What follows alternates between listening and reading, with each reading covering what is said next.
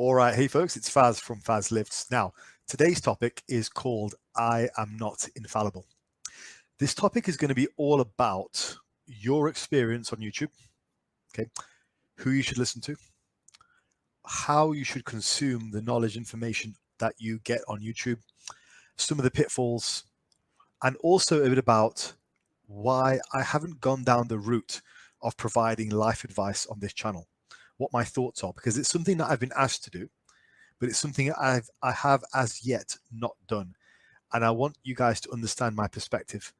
And in doing so, perhaps understand some of the dangers of listening to people on YouTube for advice on anything really, life advice on training, diet, everything.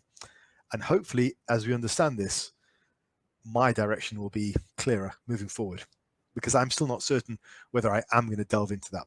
So let's begin with a bit about my history. Okay, so my history, before I was a coach, I was a school teacher for over a decade. And one of the first things that gets drilled into your head when you're teaching is not to influence a student's mind on major moral, political, and philosophical issues. That's the first thing that you're told. It's teaching 101. Do not influence the student with your own personal belief system. That's not what you're there for. As a whole, schools should not align themselves to any one school of thought. Now, I said should not in air quotes because in recent times, it has been in the news that some schools and universities have actually been a lot more influential on students' moral, ethical, and social leanings than they should be. And that's a cause for concern, but that is a topic for another day. It's not something I'm going to discuss now. All I'm doing with you guys is I'm giving you my own experience as a school teacher. The very first thing that was drilled into my head was you do not influence a child's social, ethical, moral leanings. That's not what you're there for. You are there to facilitate their learning and their discovery of their own belief system. That's the way to do it, because then you have, the idea is you have a bunch of students who have their own way of thinking, their own means to evaluate arguments and evaluate debates, and they come up to their own conclusions, which are appropriate for them. And I've brought that thinking over onto YouTube. At no point do I want to create large, strong statements which say, you need to do this.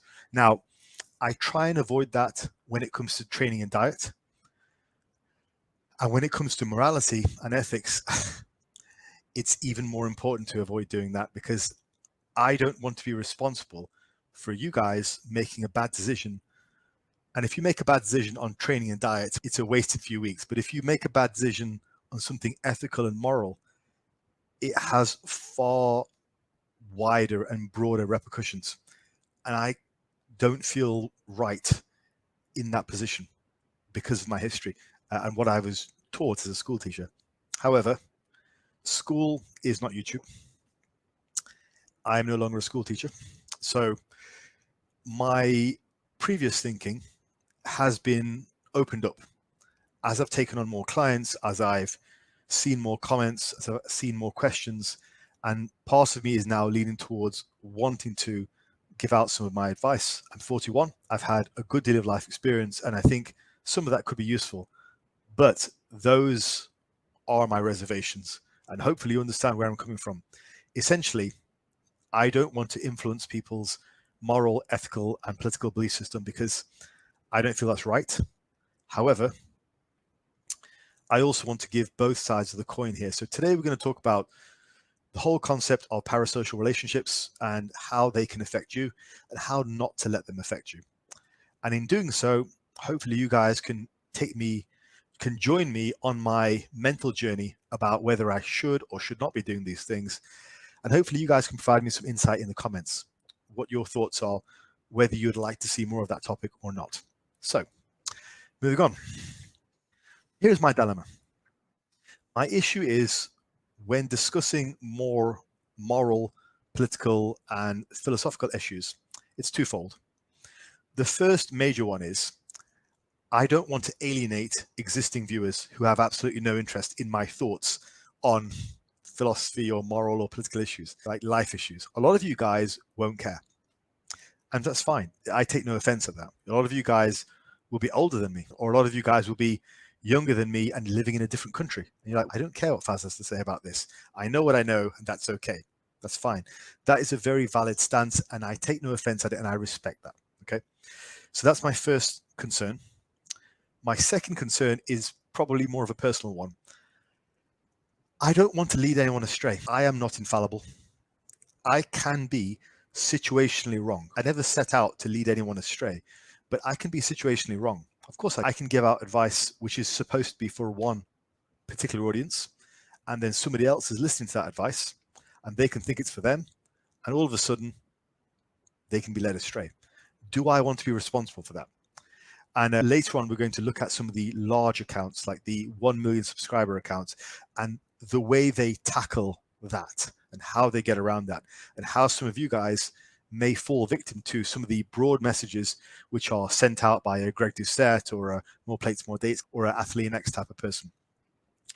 But yeah, for me, as a relatively small time YouTube account, I don't want to lead anyone astray. So that is the second part of my dilemma.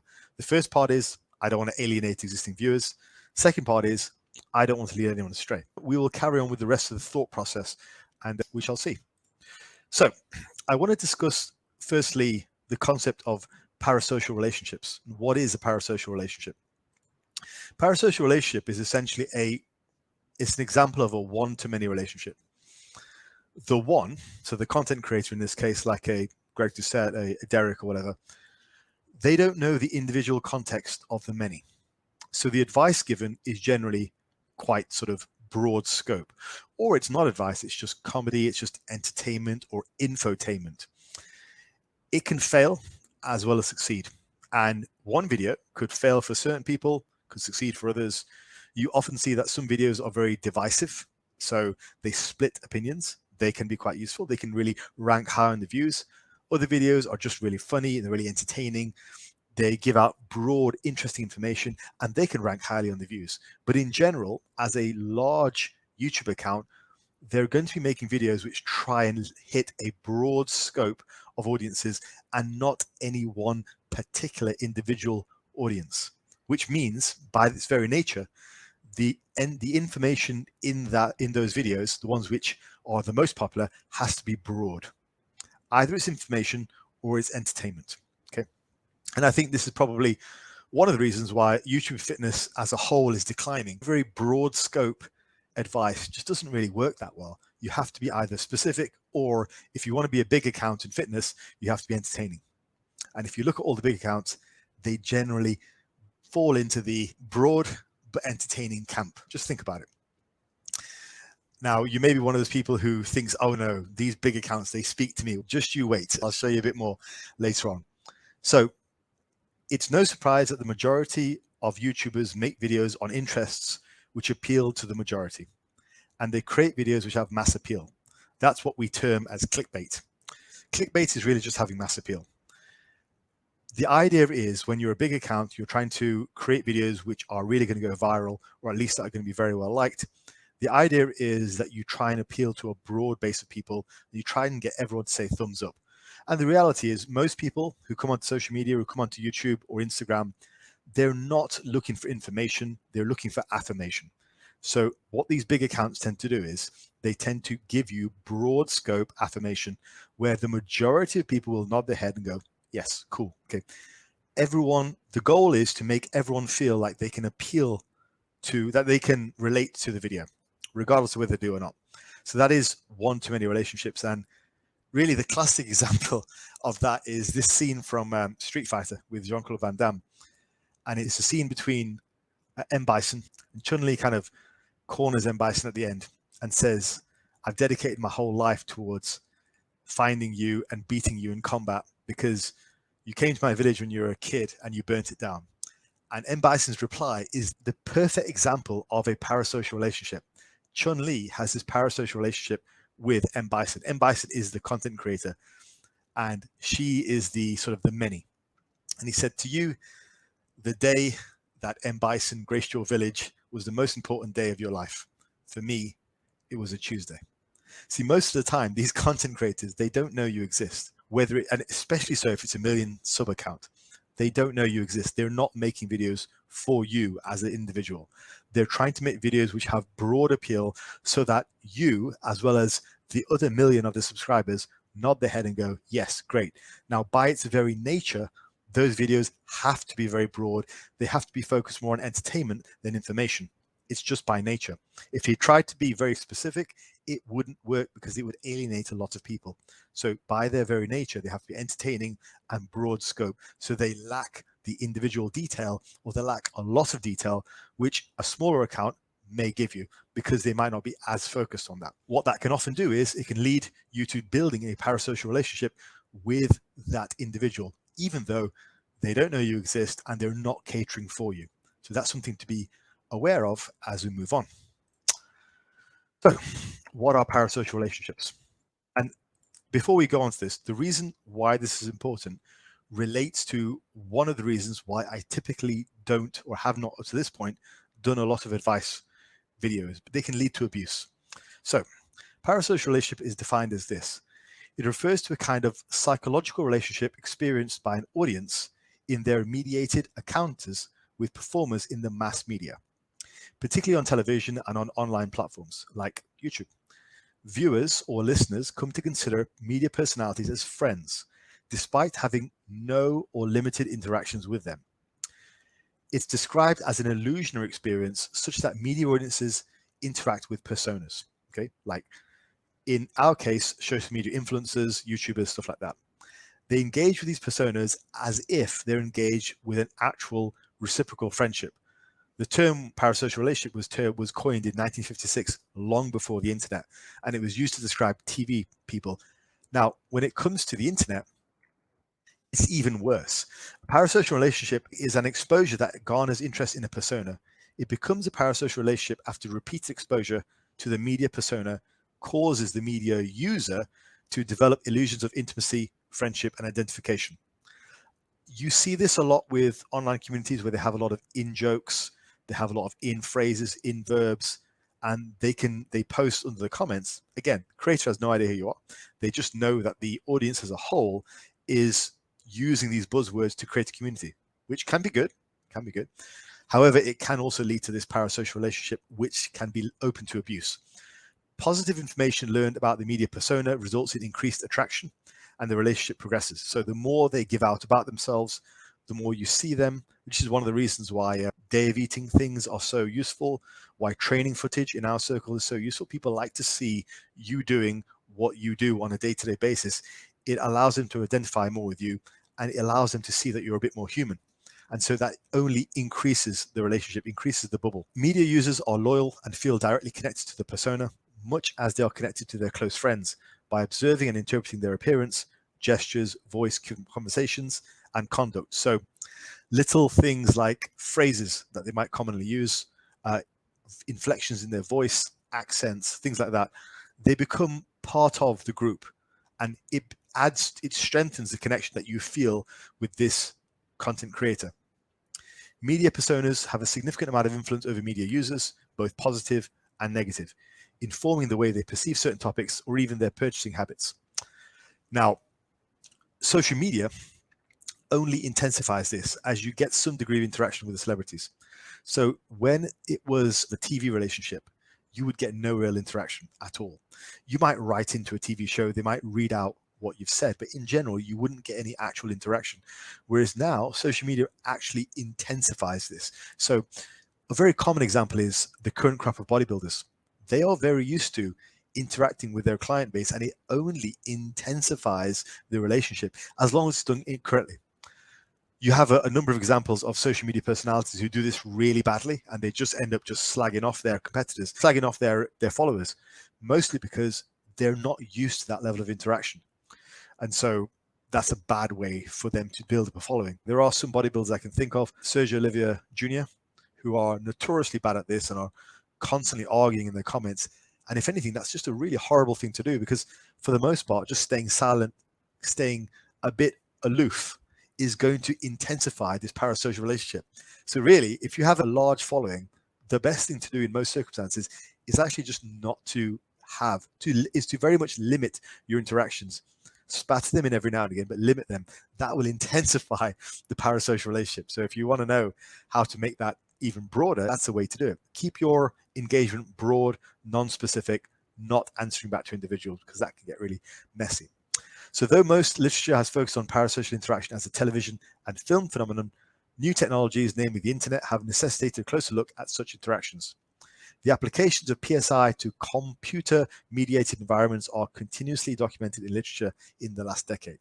Many researchers concluded that just as parasocial relationships are present in television and radio, they are also present in online environments such as blogs and other social networking sites.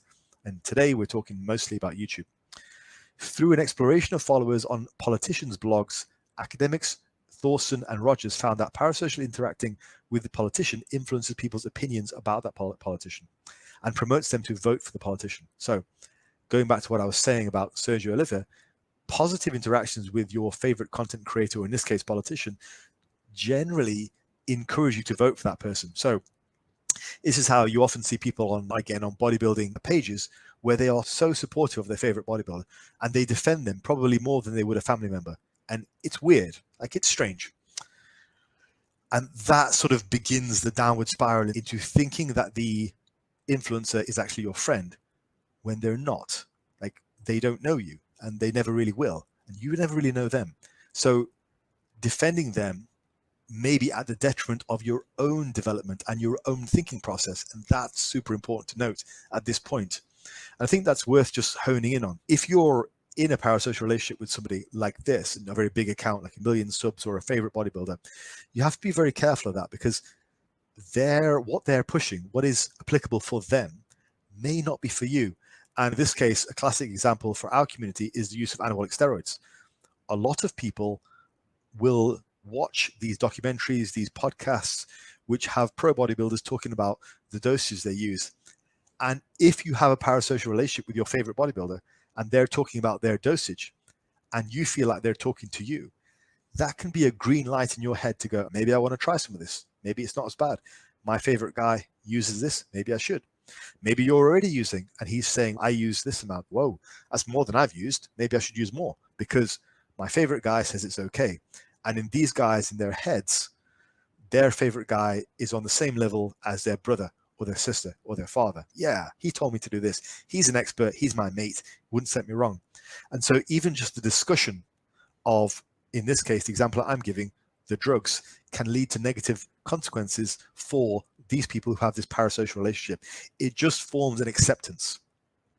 It's if you have a group of friends who are constantly talking about like minor theft from the shop, and every day they're talking about, oh yeah, I stole this from Boots, I nicked this from McDonald's, I nicked this from... Pretty soon, unless you have a very strong moral compass, if that's all you hear, pretty soon you may start to think it's an option. Who knows? And in the same way, we have this. And so the discussion, while it's not intended to do that, it's intended to inform, it can just mean the taboo factor is lowered and it becomes natural and normal. So it's influencing you. And that's what happens. Anyway, going back to this just to finish it off. So research has shown that interacting with individuals through blogs and social media such as Twitter can influence the perceptions of these individuals. As internet users become more active on social media platforms such as Facebook and Twitter, followers often feel more engaged with them, making the parasocial relationship stronger. And you do see that in sort of our field, sort of YouTube field. It tends to happen that as a channel starts to grow, they get very intense parasocial relationships built up, communities built up with their own keywords, their buzzwords, their phrases, all the kind of in community phrases that get built up. And that's all fine until, and you normally see what happens is there reaches sort of an inflection point where the popularity of these YouTubers tend to start teetering and then going down. And I would say with Derek, great material. I do quite like him, but we're starting to see a lot more pushback in terms of what he's saying. Part of that is just a natural peaking of a parasocial relationship. And the other part is he's having to resort to more entertainment, more infotainment, and more broad scope information, which isn't really that relevant. And in doing so, he's tripping over himself in certain videos. One video says one thing, the other video, he contradicts himself. The example I can think of is the recent one with Jeff, or however you pronounce his name. He basically called Jeff Syed fat in the headline, in the name of the video. Now, about 2 weeks later, he was talking about how men and their physiques are perceived in social media, and how it can lead to body dysmorphia and eating disorders. So it's 2 weeks ago you were saying this guy's fat when he wasn't, and now you're preaching about the dangers of body dysmorphia and eating disorders in the community. Hold on. Do we see the connection there? There's an obvious contradiction there. So I think part of his popularity is that stuff as well. As he's creating more infotainment type of stuff, he's basically, people are starting to see through and look at actually what he's doing. Whereas previously, you see the person as very genuine because they're building the community, they have all the in-jokes. Anyway, it's just important to remember that a lot of these guys on YouTube, their sole goal is to promote their business. It's the goal of the YouTube is to promote their business, not necessarily to help you as an individual. So going on to the major part of it now, this all leads to a greater potential for abuse. So we're already 25 minutes in. Hopefully you found this interesting so far, but this is the punchline. Interaction, or even perceived interaction with your favorite content creator, like when they create a video and you go, whoa, this video is about me. You were speaking to me. And there's 1 million subscribers. They clearly weren't. But interaction, or even perceived interaction, is one of the things that pushes this parasocial relationship. Larger accounts are somewhat built on this. The guys who have got 1 million subs, they're typically taking full advantage of this. They're trying to create memes, inflections, community monitoring, just try and push this idea that that person who sat in their chair is speaking to you as an individual, not the 1 million other people who are subscribed to their accounts. Now, smaller accounts, they vary in their degree of honesty versus mass appeal. So with smaller accounts, it's not yet certain what direction they're trying to push themselves in. Are they trying to push themselves into the mass appeal direction, or are they trying to be more honest? It's hard to say. I can think of some of the accounts I regularly interact with who are big time, who actually promote more honesty than mass appeal. Like Steve Shaw, classic example, shoots from the hip, speaks honestly. He speaks about what he wants to speak about, and he has a large following. So for him, I can definitely say there's a high degree of honesty. When it comes to mass appeal, that's not really what he's there for. He's there to help people, which is cool. Alex from Alpha Destiny, also very similar. He's there to help people. But those are two very big accounts, but generally the information they make is for themselves. It's not for you as an individual. So those are two guys where there's a lot less chance that you're going to see this abuse of the parasocial relationship and using it to influence people and how they think and trying to get them on your side and stay on your side. How do you guys protect yourselves against the dangers of this? Now, at the moment, we're 25 minutes in, and all I've discussed is from the side of the content creator. So how do these people wrap you into their spider's web and keep you there? However, a large part of this relationship rests on you. And that's what I want to discuss now. And in doing so, we can look at how you can prevent yourself from falling into these traps. And I need to say this because if I do start to do more content, which is moral, social, ethical, philosophical, I need you guys to remember this, because a large part of not falling for the things which aren't applicable to you rests on you.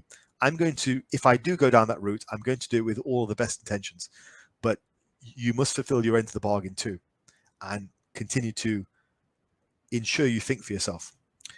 So much of the parasocial relationship often stems from initiation by the content creator. They want to appeal to the masses, so the content is driven towards views.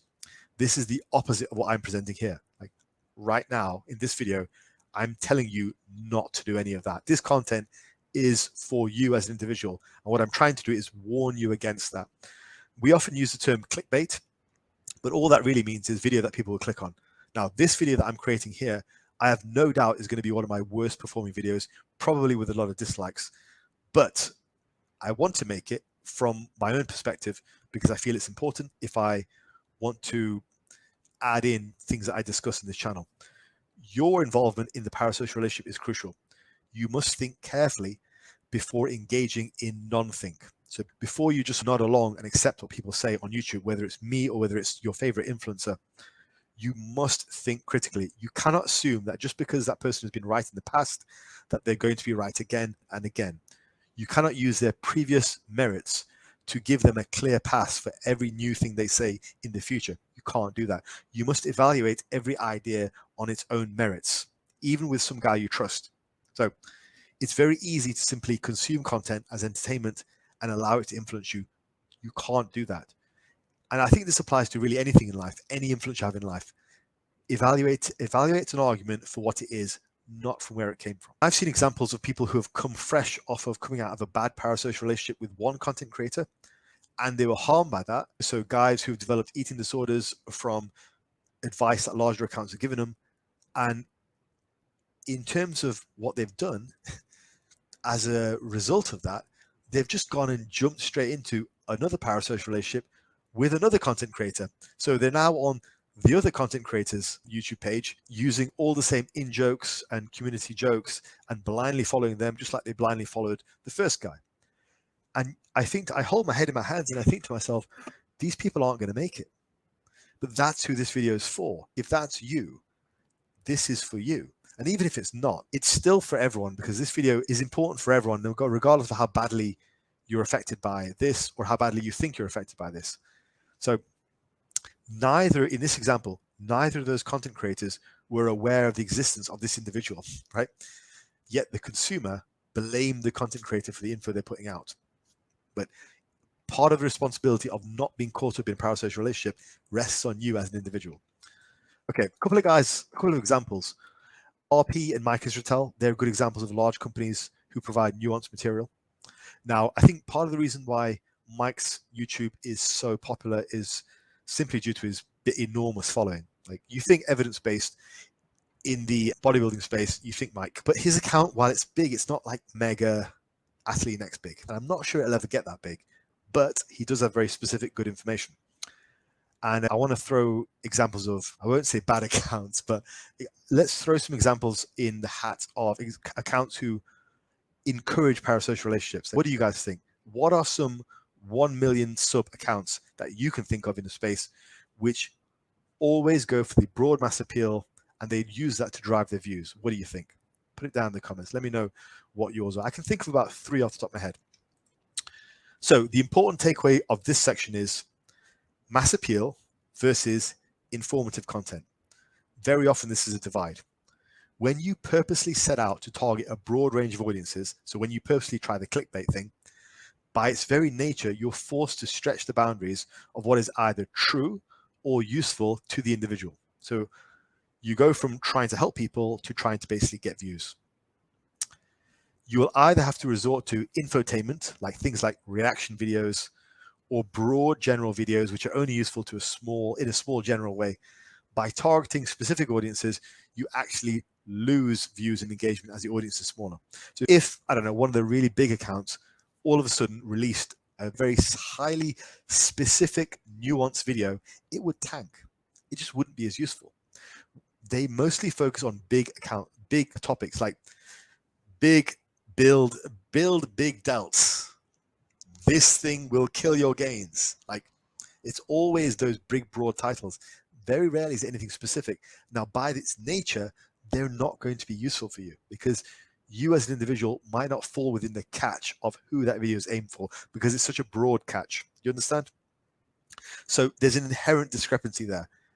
It's almost, you could almost say, like, the tactics that people use to get really big in terms of on YouTube, they are the direct opposite of what you need as an individual to actually progress and improve yourself, aside from maybe motivation and entertainment, which we all need.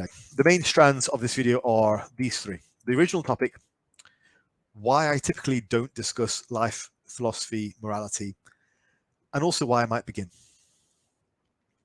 And I feel like now I've done this video, I feel like I've done my bit to help educate you guys so that I can make videos. If I do make a video on philosophy, life, my thoughts on things like that, I feel like I'm absolved from that sort of, I'm absolved from thinking that it's going to affect you guys in a negative way. You should have enough sort of independence to think, okay, does this apply to me, does this not? Rather than just having a reaction based on emotion. Oh, I really, or oh, I really hate it. You can agree or disagree with something without hating it. And you can also agree or disagree without completely loving it and just saying, yeah, this is, all of it's great. You should be able to evaluate videos without being either obsessed with them or hating them. The subtopic is why parasocial relationships harm you. And the extra topic is recognizing the difference between mass appeal and honest content. Hopefully, I've given you guys something to think about with that. So some concluding thoughts. I'm not infallible. I'm still not certain, as I've made this video now, I'm still not certain whether this channel will attempt to include a diversity of information or it will stick to training and diet. I want to hear from you guys. What do you think? Is that something you're interested in? I guess the dislike ratio of this video will tell me quite a lot, as it always does, but it will just be interesting to see. And this is something I've been wanting to make for a while. But regardless of myself and my own reactions, I wanted to make this video to offer you guys a guide on how you can evaluate people that you watch on YouTube and what you can do with the information they put out, because no one's infallible. I'm not. No one else is. Your favorite YouTuber is not. No one is. People's opinions can change. It is up to you to think for yourself, evaluate information. The moment you start to see yourself agreeing with everything somebody says, you must pull back and evaluate what you're doing. Are you in a parasocial relationship? It's crucial. The moment you start to pick up their inflections, their accent, their favorite phrases, you must stop and evaluate what you're doing, because you may be at the point where you're beginning a parasocial relationship. It's on you. So you must be aware of the risks of parasocial relationships. Okay, ladies and gents, I'm going to call it there. I would like to hear your opinions on the video, particularly with regards to the topic of what kind of topics you'd like to hear from me on. Do subscribe if you're not already, and give me your honest thoughts about this. I think it'll be quite interesting. As I say, the majority of this video really is about your time on YouTube and your time in social media and how you can aim to get the most out of it without being duped by famous large accounts, which just are completely driven towards providing mass appeal and towards getting likes and views and subs. So think about that. And also, to support me and support my work, do subscribe. I also have a Patreon, which you can support my work and make some changes on that at some point to provide more appeal. And yes, I will also, if you want coaching, there is a link down below. But for now, I'll call it there. I'll speak to you soon. Okay, take care.